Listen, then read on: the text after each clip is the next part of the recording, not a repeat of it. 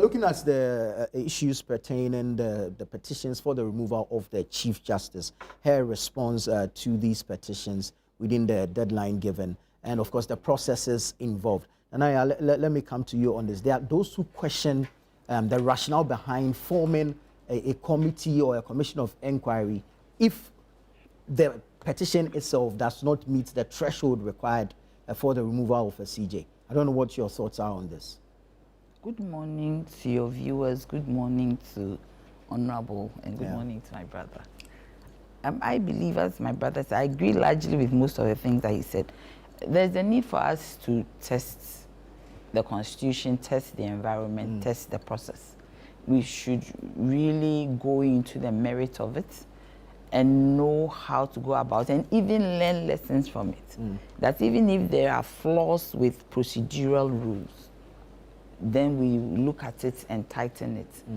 And even look at what can be amended on that score, Article 145, even in the amendment of the Constitution that we are doing right now. I believe that we have to go through the process. I heard yesterday that the Chief Justice has answered to the petition. And for me, that is a plus for democracy, that you have been allowed to answer a petition. You have been allowed to give your side of the story.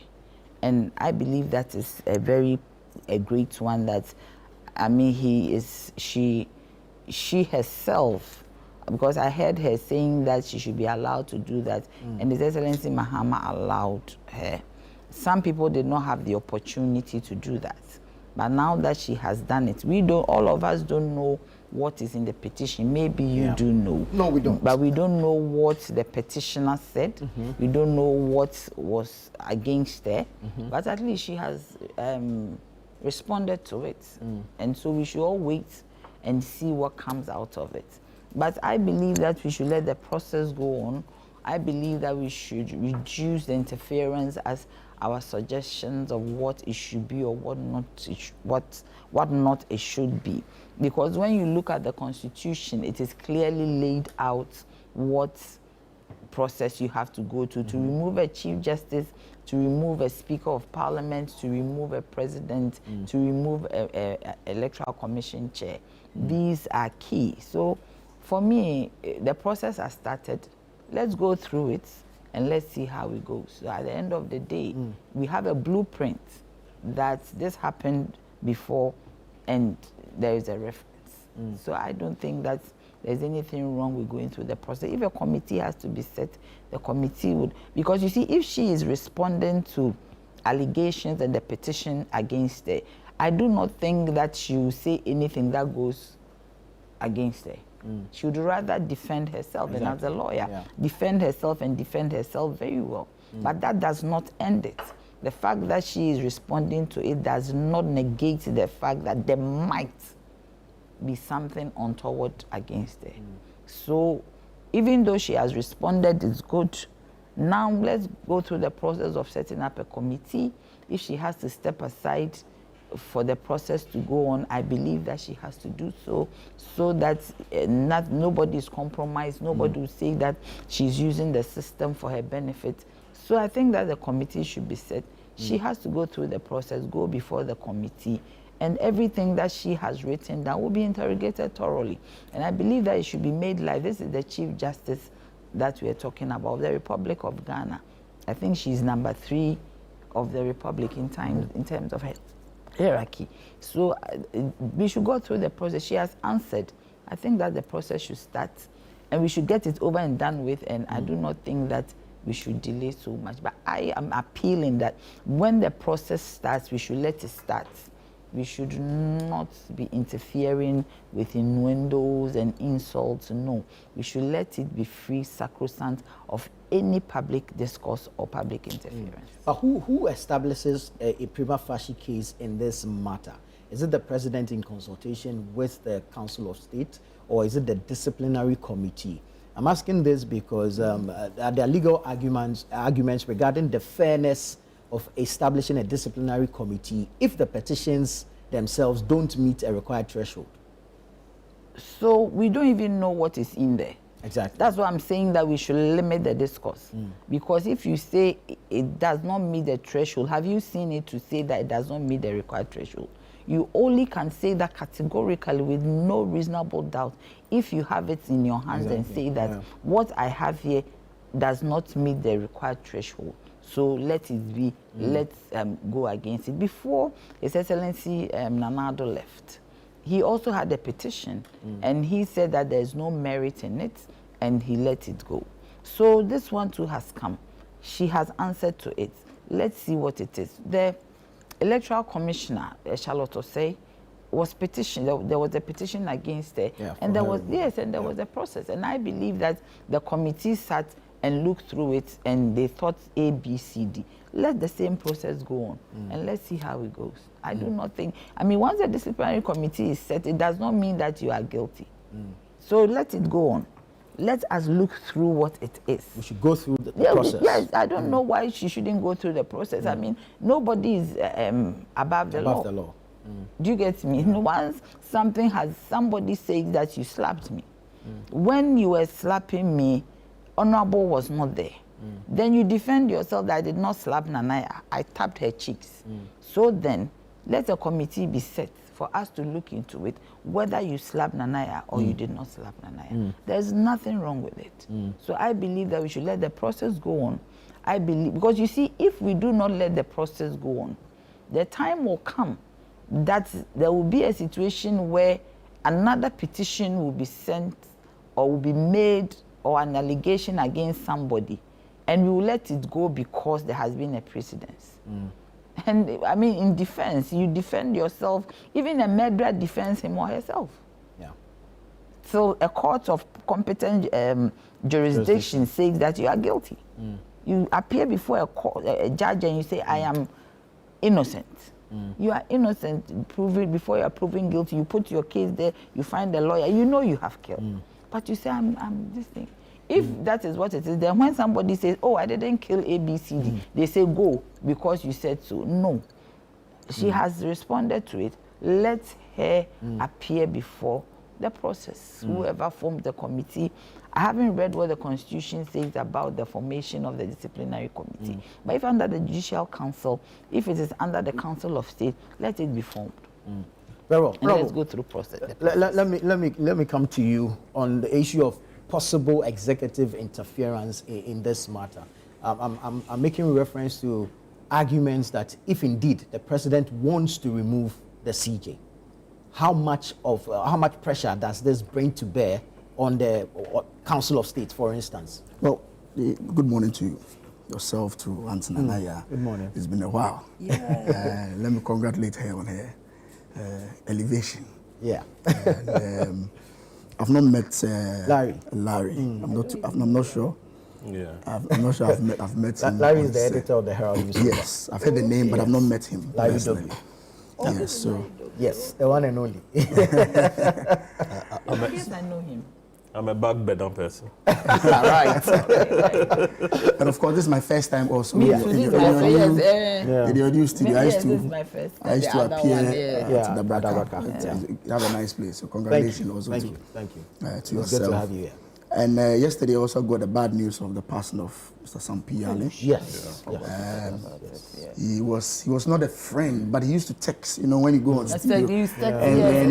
You make a comment and then he send you a text and advise that I think that you should have gone this way. Condolences to his family. I have a relationship with one of his sons, Chris and Abenyi Ali. I met him a couple of times. He's like my dad. I mean, I spoke to him. It was shocking to hear the news. Well, he looked very healthy. Very healthy and strong. So condolences to the family and to the NDC fraternity for and the Pro Forum. Yes. For such a nice gentleman.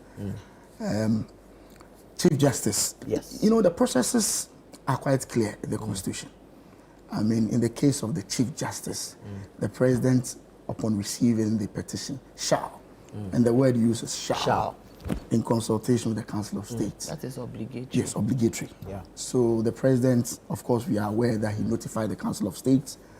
A committee will be set up, and the committee has to be set up with two Supreme Court judges, and then 3 other people who are not lawyers, who are not members of Parliament. So the process is quite clear. I heard 2 days ago or yesterday that the Chief Justice, having been given a copy of the petition, she has also responded to the petition. We don't have the content of her response. No. The President, per the Constitution, is bound by the recommendation of the Constitution, of the committee that will be set up. Whilst the proceedings is ongoing, this is where the catch is. Yeah. The President can suspend the Chief Justice Yeah. based on evidence that will be made available to the President. And that is where... Or in order to avoid an interference. Absolutely. That is where a lot of people think it gives the President a lot of power. If the President, I mean, judging from the question you just posed, the President then at that particular moment has that power in consultation with the Council of State to say, Madam, please, you are suspended until the outcome of the committee's reports. Yeah. So far, for me, the process has been quite open. As I said, she's been given a copy of the petition. She's responded to it. We are told by the Constitution that the proceedings of this committee will be held in camera. Unfortunately, as Madam said, she would have loved to have it beamed on our screens, but the Constitution says it will be held in camera. And then the President is bound by the recommendations of the committee. Let's see how it goes. I mean, there's been a lot of politicking here and there. I think that is where I have an issue. If we are not careful and we begin to politicize the judiciary, which is by far, and I think we all agree to it, the most sacrosanct of all the 3 arms of government. If we are not careful and we push it to our level, the parliamentary level, which is heavily politicized, the executive, which of there course, we have an issue. Because any other president who then assumes office will have pressure from his government to ensure that the Chief Justice who was appointed by his predecessor is taken off. And that is where I think we should watch it, so that we don't politicize the whole I think that's issue. also where the arguments about the powers of the President to appoint and to remove also come up. And why you'd have so many people call for a review of the Constitution to amend saying. I'm sure there's a Constitutional Review Committee still now sitting. Others have talked about the powers of the President in removing everybody, you know, when he assumes power. That is something that we can discuss. The Chief Justice, the judiciary is a very interesting institution. If you're not careful and we don't juggle this particular issue very well, we might have an issue, especially when the commentary in public is that one political party is defending the Chief Justice. Another things that they allow the process, they should be sacked and all that. If you are not careful and we go that route, you might have a situation where any new president will be under pressure to trigger some few things, which may not be to the best of the country's efforts. But the processes are quite spelled out, quite clear in the Constitution. Once the President receives the petition, in the case of the Chief Justice, in consultation with the Council of State, committee will be set up. The composition of the committee is stipulated in the Constitution. For transparency's sake, the accused will have an opportunity, and the Constitution says it, will have an opportunity to appear to defend him or herself, or his or her lawyer will appear and speak on his or her behalf. And so it's quite clear. Let's see how it goes. He's responded to the petition. It's supposed to be held in camera, so I'm not too sure we'll be briefed as to the proceedings of the committee, and let's see how it goes. The President is handicapped a little bit because he must be bound by the decisions of the committee, and that is where the problem is. Let's see how it goes. Right. There's also the legal arguments on the words or the choice of words of the Constitution regarding shall and may. Yes.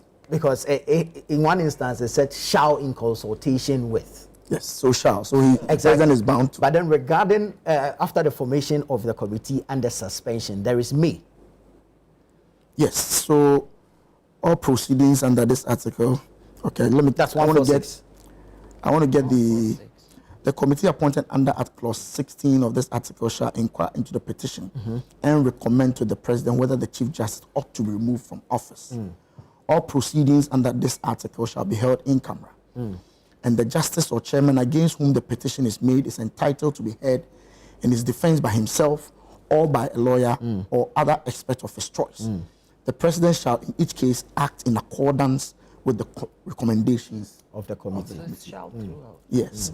Where a petition has been referred to a committee under this article, the President, this is where you come in, the President may, A, in the case of the Chief Justice, acting in consultation with the advice of the Council of State by a warrant signed by him, suspend the Chief Justice. I think that is where a lot of people... Because the President may. So he could do so without consultation with the Council. And that's a matter of choice. And that's a matter of choice. I'm not sure. I'm hoping that His Excellency will not go that route and allow the process to go on so that people don't read too much political interference into the whole process. He is bound by the decision of the committee. I think he should just wait for the decision of the committee, then he can proceed. But Larry, whether we agree with it or not, there is still politics heavily embedded in this particular matter.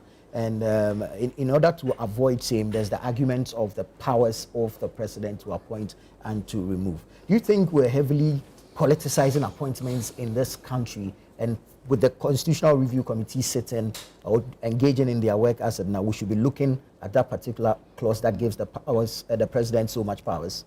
See, what is politics? Lastwell defines it as who gets what, when, and how.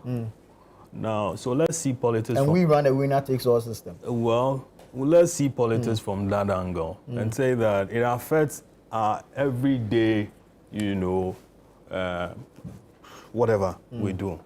You get it. Now, imagine we have a Chief Justice who is not going according to the rules of this, you know, of whatever institution that she's leading. Okay, and something has to be done about it. But then because we are waving the political flag, oh, it's politics. So let's not touch him or her until maybe she dies in office or maybe she goes on, you know. Is this the case in this instance? No, I think that this is not politics. I mean, was the removal of Charlotte Osei influenced by politics? Somebody will say yes. Somebody will say no. No. So until we tested the thing, we can't just conclude that this is just partisan. Here, I want to make the point that I think that this whole thing about in-camera hearing and so on is not helping anybody. Okay?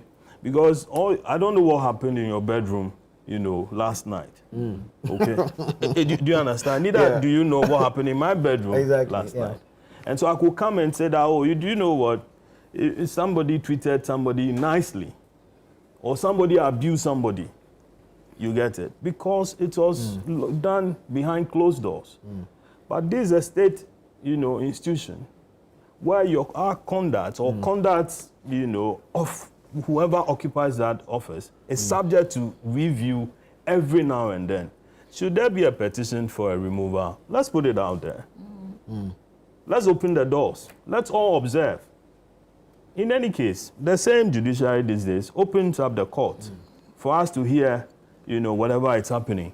Do you get it? So a petition that, has been filed against the conduct of somebody, she's a state official, paid by the taxpayers' money. The taxpayers should know what exactly, you know, has been filed against her, what her responses were. If her lawyers are able to argue their case out, fair enough. If the petitioners are able to justify their claims, good enough.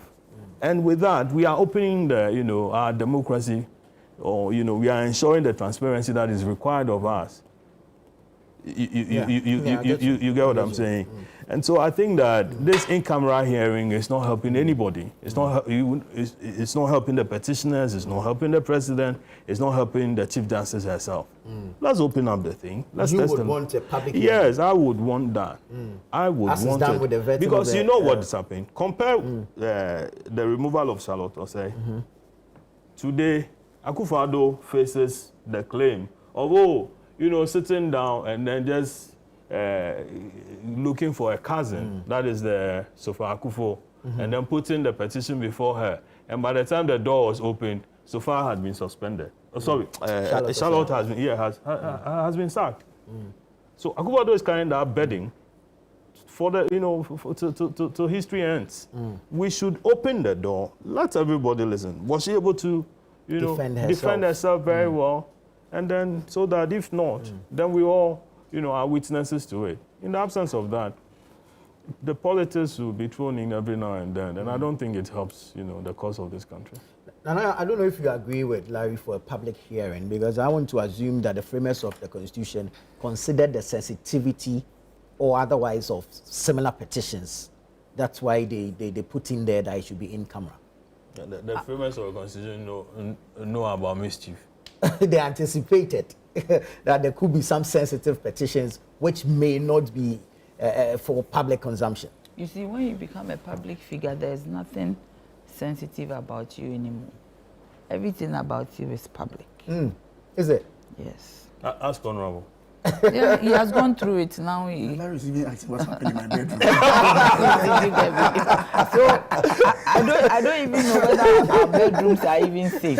Yeah, exactly. You get me? So as long as you decide to be in that space, everything is public. I think that for the first time we should, forget about the Constitution. I don't know what process that will allow us to deal with that. Maybe Parliament can give us, the leeway to via the Constitution a bit and do this thing open. Did you get me? Yeah. We should know what is in there. We should know exactly her demeanor, how whoever defends her, what questions are asked. When Charlotte Osei was being put before the committee and her two deputies, it was open. Charlotte was the chairman of the EC. Electoral Commission. Electoral Commission, it was open. So I think that it should be open. And Chief here... Charlotte's own wasn't open. It was It open. wasn't a public hearing. It wasn't a public hearing. No, it Are wasn't you a public sure? hearing. Yeah, I recall even the Chief Justice at the time warned that whoever... Are you sure it wasn't? No, it wasn't was a also public in hearing. So camera. where did I see... I saw her being questioned and all that. Where did I see that? A lot of leakages came out. Maybe the leakages. Perhaps, because I don't Okay. recall Okay. formal public hearing for Okay. Charlotte Then Osei. for this one, we want to hear. We want to know. See and hear. Yeah. We want to know what is going on. You see, Honorable here says something. I like him. He's one of the people that when I saw him, I was happy. And I am. So if I see anything, it's not. It's not for you. He said that he was advising the president the way to go, and I'm happy. But I just want him to also advise us to let us know how would the MPP, how would they have dealt with it if it is all their time. Do you get me? And he's also talking about politics, that we shouldn't politicize the judiciary. Who started this first? I hope he had given this advice to MPP. I'm not doing politics, I'm speaking the truth. Because you see, it is not for nothing that the person sitting there with all the judges at the Supreme Court, she's called the Chief Justice. We take it for granted, the Chief of Justice. She is the head. That she has to make sure that everybody has everybody has some form of justice, no matter what it is. That is why when there is an issue, you go to the Supreme Court for interpretation. Then you come back to the High Court. I'm not a lawyer. If I'm wrong, somebody should correct me. So if she is fair, the Chief of Justice, and she does not do things fairly, that is politics. My first encounter with Justice Tokonu was at a Peace Council program. Very lovely woman. Her thoughts were just great. Then my next encounter with her was when I was the General Secretary of the CPP, and there was the limited registration that was going on. And we took the case to the Supreme Court that they were doing the registration at the district centers instead of the electoral areas against the CI 127. And that people will not be able to come and register. We took it to court. The woman didn't even look at the matter. She traveled and put the hearing of the case on the day that the process was going to end. That process was not for only NDCCP, it was for even MPP, because the MPs were spending money to help people, to go and register. To the electoral areas, to the district office to go and register. And the distances, I said somebody at Inzulezu, how do you expect that person to come to a district office to come and register? Somebody at the border. How do you expect? And they spent a lot of money. In IPAC at the time, it was consensual, all of us. But when it became public, the MPP said they agree. But it was consensual. But my issue was that All of us agreed. I remember At that. the park level. Yeah, that place. We all agreed that this is not fair. And we took the matter to court. And this woman did not listen to us. We all know what happened. Some of the things that happened at the Supreme Court, the voting, all of that. She herself brought herself into politics. It seemed, we don't know, maybe that is how it works, but we have all seen how the Supreme Court works. But it seemed as if every time I saw her, I said, is somebody manipulating this woman from behind? It's either her facial expression, she didn't look too happy, or she was upset with somebody. A case in point is the parliamentary one, between who was minority and who was majority. I thought that she should have just said, look, you are another arm of government. Go deal with the matter. But that was a matter of interpretation of the Constitution. Yes, but I'm saying even her demeanor, the way, I mean, it wasn't necessary. Remember Jachikwesi? Jachikwesi, yes, I even forgot. Sal? Sal, do you get me? Sal left without a member of parliament for so long. For 4 years. For 4 years. Do you get me? So all these things, as if she was singing a master's tune. If you were but we need to indicate that Sal started before she her became. But when she became, she should have continued. Yeah. Whatever governance process that you are in, home governance, government, judiciary, everywhere, it is a continuum. So when you come, you interrogate cases that are before you. If your predecessor did not do it, and if you think that there is some veracity in the case, there is some legitimacy, you go ahead and do what is right. But she did not do it. So she herself created the environment of politics around her. I am not saying that because of that, she should be removed. But 2 petitions have been sent against her. The first one, when Anado was here, I've forgotten the name of the person who did the first, it's a lawyer. The first one. I think Kokuaza. Kokuaza did the first one. Now a second one has come. Certainly, there is the need for us to look into it. Honorable has given us the procedure by the Constitution.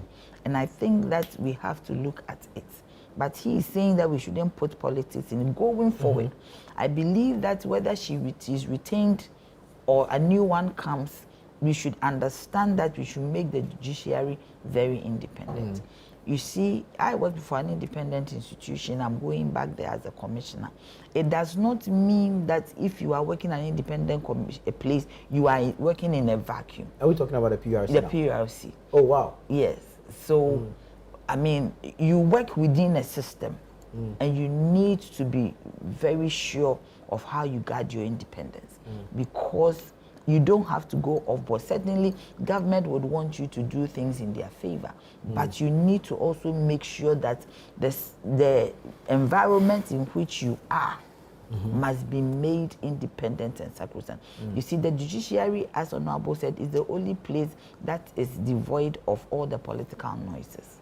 So we should let it be at that. But being very fair, being a woman, I do not think that my sister was able to play the card very well. She could not tip the balance. She made her balance so clear that it wasn't pleasant. No, can I interject? Yes. Honorable? Briefly, then I'll go to Honorable. You see, sometimes too, you don't blame her that much. This is what I am saying. You want to blame the appointer, okay, who made things so blatant as to, I mean, the nature of control he wanted to have over the judiciary. Suddenly, we saw, parliamentary candidates of the then ruling party. Yeah. I'm talking about the MPP. Suddenly becoming judges all over the place. And then as soon as they are mentioned, then people go out there picking their posters and putting it out there. Oh, Asimesi was here, so and so was there. Once upon a time, contested you on the remember ticket of the party. Justice Gau, the Yeah. Supreme Court judge. Yeah. Let's be blatant about it. He contested one of the whole seats. Okay, so after that, he didn't win. Then he was made a High Court judge. In no time, when Justice Doche was leaving, and then Justice Honyanuga was living, quickly he was nominated, okay, to the Supreme Court. Without going to the Court of Appeal, or even if he went there, he spent less than a few months, okay? He spent less than a year, and then he was put on the Supreme Court. I recall the controversy that generated. But Larry, the point is that if you appoint or whoever appoints you, especially in that environment where you need to be very independent and also tip the line very well, if your appointer is making things difficult, what is wrong if you say that I have left? I have resigned. Per the prevailing conditions, I'm unable to execute my work independently as I should, and so I am stepping aside. I'm stepping aside. In that manner, when you do that, you gain a lot of respect. Do you get me? Because at the end of the day, it is your name that you need to protect. So resigning is not a problem. I always say that when you are in a place and you think that your name will be touched in a certain way, the word is not coming, but will be tainted because somebody wants you to do something untoward or let you tip the scale. It's your reputation at stake. It's your reputation. So you just say that, okay, that alone is enough. Okay, take your work and let me go. No, you think the judges then weren't afraid? You're afraid of for me, for me, exactly, you see, I mean, listen, the unanimous 11 or the seven that that became a household. Whatever that we used to because suddenly, the claim that twins have, independence of mind, I mean, wasn't obvious in this case. So, I mean, judges, Supreme Court judges, every opinion, they had. It wasn't on all matters, was it? It was on all matters. Most that are political, but not on all. Yes, but I mean, for me, the election petition in particular, everything, I agree. What that does is this: you are not testing the law, and that you are not even helping future judges. Because students of law reference will be made to exactly. Let me play with the thing. Let me hear from Honorable. Honorable is quite for Are you a law student too? No, I'm not. You are not a lawyer? No, I'm not. He's a lawmaker. Of course, I wish the discussion wouldn't have tilted this way. Larry talked about appointment of politically exposed persons to the judiciary. I can give you countless of examples. I don't think it's fair for us to have this debate now. No, let's do. No, Larry, you know. I actually wanted to find out if there is a law that bars me from that there are a lot of people to the judiciary.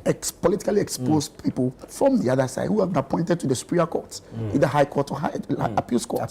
So that argument for me is problematic. Supreme Court. I'm coming. Whether somebody is at the High Court or even the Appeals Court, that's a Superior Court. And we know of clearly exposed political people who have been appointed. They were not appointed because they were NDs or MPP, but based on their competence. So I don't think it's fair for you to single out one person and think that the SWL government did appoint only people associated with them. But because you know that there are examples abound where others who are also affiliated to other political parties have been appointed onto the but mind you, I was onto the Superior Courts. Into the Superior Court. Now you talked about 7-0 and 8-0. Is it true or not? The game of the courts is evidence. If you go to court with that very strong case, you'll be booted out, whether it's a 7-0 or 8-0. When Mr. Atoforson went to court and won his case, the same Supreme Court judges who we were referring to as 7-0 cleared Atoforson. At the time, everybody was jubilating. No, it was a Court of Appeal. When that Court of Appeal, I'm talking about Superior Court. The point I'm making is that when it favors you, when it favors one political side, it's okay. The judges are okay. When it goes the other way, it's been politically tainted. That I think is not fair, because there have been instances where cases have gone to court. These same judges have sat, and others, political opponents have won. At that time, I think everybody was okay. It's when it does not favor you, then the argument then changes about. Auntie asks what the MPP would have done. Differently. You know, the difficulty in this case is that the president, per the constitution, is bound by a certain direction. But Nanado didn't do same. I'm coming. you are bound by a certain direction. Yeah. So when you receive the petition, in the case of the electoral commissioner, all you have to do is to ferry it to the Council of State. No, to the Chief Justice. Regarding the EC. Yes. Right. They then will establish a prima facie case. So the president is handicapped. So if I'm the president and I get a petition to remove an EC, all I do is to ferry it to the judiciary for the Chief Justice, to establish a prima facie case. However, the petition must satisfy the conditions of a petition. I remember at the time, some 2 or 3 were filed, 2 were set aside, because a petition must come with a certain criteria. You cannot just write without a name, without all those things must come up, you know. So when it is thrown out, it means it didn't meet that thing to call it a petition. But the president's duty at the time is just to ferry it. So in this instance, His Excellency John Dramani Mahama receives a petition. It satisfies the whole condition to become a petition. His job is shall, in consultation with the Chief Justice, Council of State, put together a committee. There's a little lapse here. I just need some information on this. Regarding the EC, the prima facie case is established by the judiciary, the CJ. In the matter of the CJ, who establishes the prima facie? The president? No. The president does not establish a prima facie. It is the committee that does so. But the president will form that committee in consultation with the Council of State. But then the prima facie should be established before that committee is established. No. The president cannot establish a prima facie. On what basis is President Akufo-Addo you let him finish. Throw out the one on Yes, the one on the same he threw it away himself. I'm saying that who assessed petition? No, it first must satisfy a petition, and that decision must be done by the the requirements of a petition. Just satisfying petition does not mean it's a prima facie. Exactly. A petition in itself, there are conditions to make it a petition. So it will be established that this is a petition, so speaking. At that stage, once it's a petition, you are bound by the Constitution to ferry it in consultation with the Council of State to form a committee. You don't establish a prima facie case at the presidency, but you have to satisfy the conditions of a petition. That's my understanding. So you put the president in a very tight condition. The Constitution put the president in a very tight condition. So if you ask me what we would have done if we were in power, once you receive the petition, once it's satisfied to be a petition, you don't have any thing to do again. You're bound by the law. You're bound by the law to establish a committee in consultation with the Council of State. That would have been my advice. Of course, I'm not the president, but that would have been my advice, that you should go in accordance with the Constitution. I'm saying that I'm excited about this whole process because, one, the petition has been made available to the accused. The accused has responded. The Constitution says he or she should have his day in the presence of the committee to explain himself or to defend herself. He will do so. Afterwards, the president then is bound by the recommendations of the petition, just as happened when the recommendations of the petition was given to Nana Addo Akufo-Addo with regards to the EC chair. Then you are handicapped because you cannot, at that stage, you cannot say no, you are tweaking the recommendation. The Constitution does not give you that right. About the politicization, you know, if anybody she says she's been following me, of course. I mean, I'm very open about these things. If it is wrong, it is wrong. If it is good, it is good. Political interference into our judiciary, we must find a way of stopping that process. Otherwise, it will get to a time everybody will lose confidence in the whole structure. And that's dangerous. That is very, very dangerous. Because when you come to Parliament, all the argument on the floor is partisan. It's partisan. Although there are a lot of consensus building within Parliament, sometimes we are whipped. Political parties are whipped. So when do you have consensus? Oh, there's a lot of consensus. Oh, there are a lot of. I've been on a lot of committees. When they have to buy cars. When it benefits the law. There are a lot of issues. There are a lot of issues that come up that both of us. I mean, I remember a case where. For example. I remember a case where. Of course, I'm bound by certain rules within the house. Confidentiality. I remember a case where my own government brought something to our committee. And then our committee members, we sat and said, I was on finance committee. They said, no, this, at this time, we can't do this at this time. And there was consensus amongst us. And we said, no, we told the minister, please go back and tweak these things, amend it. I remember one time, this one tax exemption came to Parliament. The chair was Mr. Kwame. And they used to form a subcommittee, myself, Sheila Battels, the current transport minister, Nikpe, excellent gentleman, Nikpe, and then one other person from the NDC. We sit to do a line by line auditing of the line items. At the point in time, one time they wanted tax exemption of about 15 million. We trickle it down to about 9, just by going through. And it's a very bipartisan work we do. We say, no, this you can get here. There's no need to buy from outside.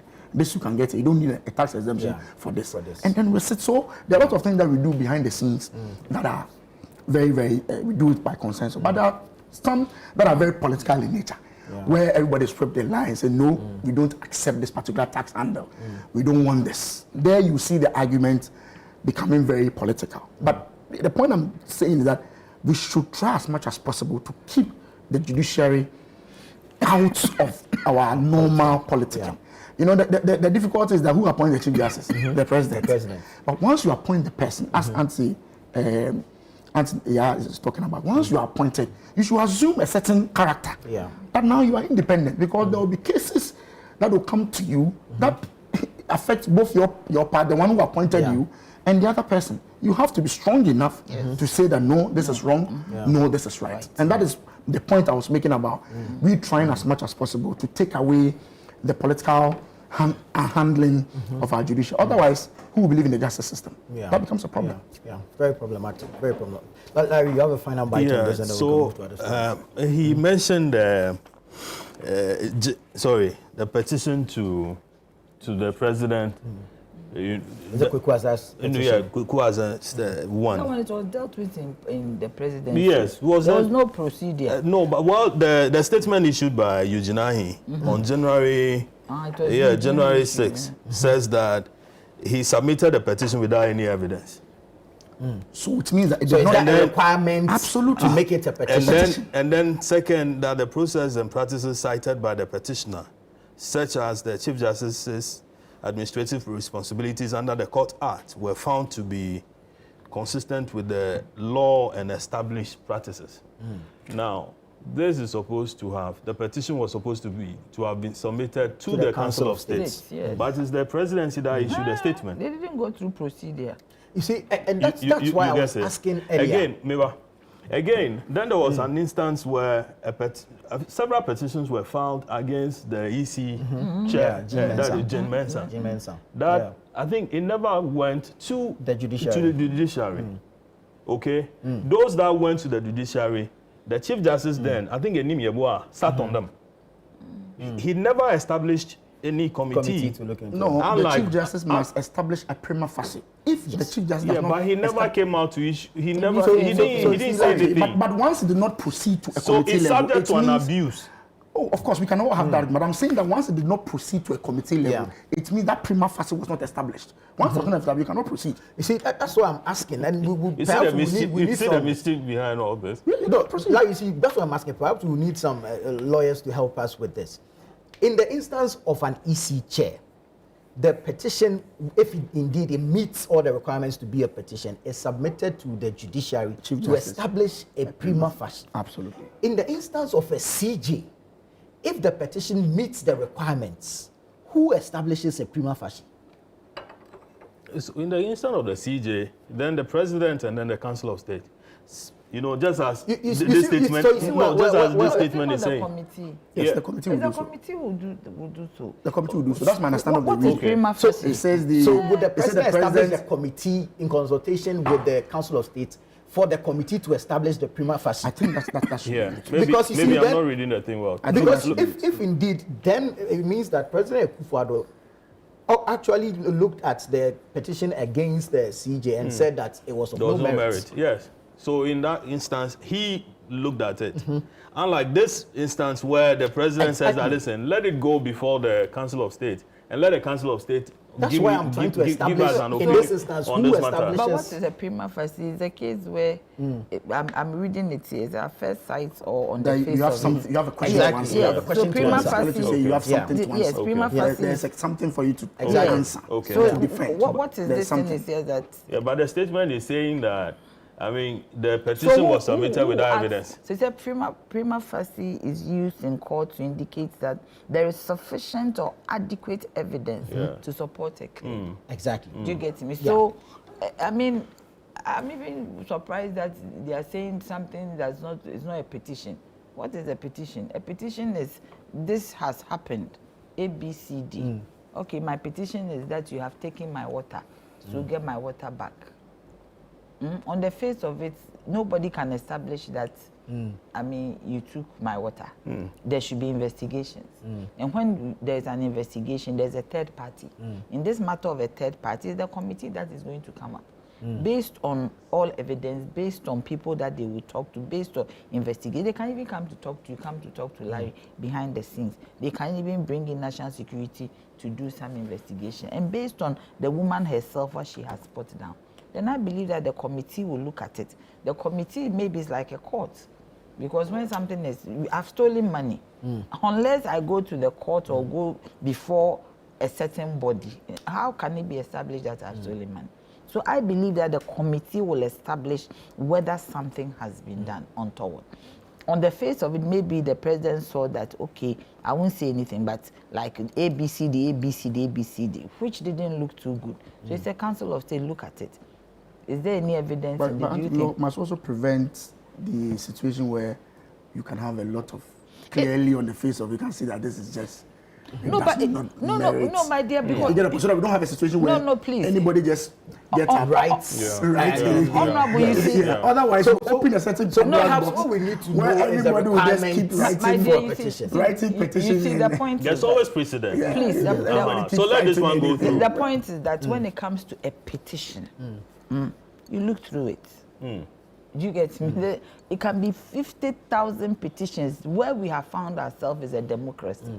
And people must be allowed to exact their democratic rights. Sure. So if even 50,000... Including the right to be heard. Including the right to be heard. Yeah. So even if 50,000 natural people justice. write petitions against somebody, we should find a space to hear it. You don't say that, oh, I can see that there's no merit in this. Do you get me? So as long as they have written, so it goes to a certain body that has the capacity to investigate. You cannot just throw it away like Nanado did and use a press release to just squash it. You need to do some form of investigation to find out. You see what he did, I always said that, and maybe at where I am, I'm not supposed to say it, but I don't know. Me, I speak the truth, and sometimes that is my flaw. If Nanado had allowed that petition to go through, maybe she would have helped the woman. Do you get me? I mean, when you cover up certain things, at the end of the day, it does not help. I always use myself as an example. When I was in PURC, petitions were brought against me and all that. I went through the process, and I was okay. So sometimes I look back and I say that if I hadn't gone through all, yes, it wasn't pleasant, but if I hadn't gone through all the processes, do you get, maybe today I will still have petitions and accusations hanging on my head. But I went through the process and everything is fine. So I do not think that it was right for Nanado to just use a press release to just cover up. Especially when you were going. And another person would also write a petition. Very well, very well. Let's take a break here. When we come back, we have other issues to delve into. This is the news review segment on Breakfast Daily here on Channel One Television. Stay with us. We'll be right back.